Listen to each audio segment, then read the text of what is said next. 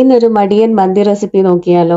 ആദ്യം മന്തി മസാല റെഡിയാക്കണം. അതിനായി മിക്സിയുടെ ജാറിലേക്ക് മല്ലിപ്പൊടി, ചെറിയ ജീരകം, കുരുമുളക്, ഒരു ചിക്കൻ ക്യൂബും കൂടെ ചേർത്ത് പൊടിച്ചെടുക്കാം. ഇതിലേക്ക് കാപ്സിക്കം, മല്ലിയില, പുതിനയില, കുറച്ച് ഓയിലും കൂടെ ചേർത്തിട്ട് ഒന്നുകൂടെ അരച്ചെടുക്കാം. ഇത് ചിക്കനിലേക്ക് പുരട്ടിയിട്ട് കുറച്ച് സമയം മാരിനേറ്റ് ചെയ്ത് വെക്കാം. അതേസമയം തന്നെ നമ്മൾ അരിയും കൂടെ കുതിർത്ത് വെക്കുന്നുണ്ട്.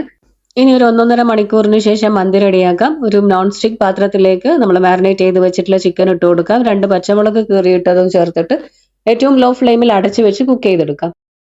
അപ്പൊ ഈ സമയത്ത് തന്നെ റൈസും ഞാൻ റെഡിയാക്കുന്നുണ്ട്. സാധാരണ നമ്മൾ നെയ്ച്ചോറ് ഉണ്ടാക്കുമ്പോൾ വറ്റിച്ചിട്ട് വെക്കുന്നത് പോലെ തന്നെയാണ് ഈ ഒരു റൈസും ഞാൻ ഉണ്ടാക്കിയിട്ടുള്ളത്.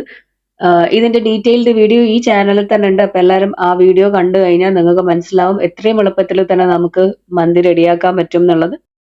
അപ്പൊ ആരും മിസ് ചെയ്യാണ്ട് ആ വീഡിയോ കാണുക. എന്നിട്ട് വീട്ടിൽ ഉണ്ടാക്കി നോക്കിയിട്ട് എന്നോട് അഭിപ്രായം പറയണേ.